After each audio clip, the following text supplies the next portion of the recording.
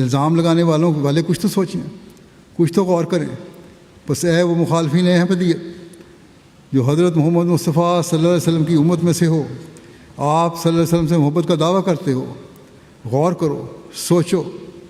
کہ تمہاری بلا وجہ کی مخالفت اللہ تعالیٰ کی ناراضگی کا باعث نہ بن رہی ہو۔ آج کل جو حالات ہیں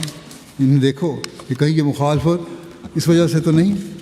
یہ کہیں یہ مخالفت جو تمہاری ہو رہی ہے اس وجہ سے نہیں ہو رہی، یہ تم کیا کر رہے ہو۔ جہاں تک ہمارا مسلمانوں سے تعلق ہے اور ہمدردی کا تعلق ہے، ہم حضرت مسیح علیہ الصلوۃ والسلام کے اس شعر پر عمل کرنے والے ہیں جس میں آپ نے فرمایا کہ اے دل تو ان لوگوں کا لحاظ رکھ کیونکہ آخر میرے پیغمبر کی محبت کا دعویٰ کرتے ہیں۔ ہم تو اس لحاظ سے ہر مسلمان سے محبت کرنے والے ہیں اور ان کی بقا کے لیے دعا گو بھی ہیں، اور جو کوشش ہو سکتی ہے وہ بھی کرتے ہیں، اور ان کے لیے نیک جذبات اور احساسات رکھتے ہیں، ان کے لیے دعائیں کرتے ہیں، لیکن یہ خود بھی تو ہوش کریں اور اللہ تعالیٰ کی طرف سے بھیجے ہوئے حضرت صلی اللہ علیہ وسلم کے غلام صادق کی تکفیر کرنے کے بجائے اس کے پیغام کو سنیں اور سمجھنے کی کوشش کریں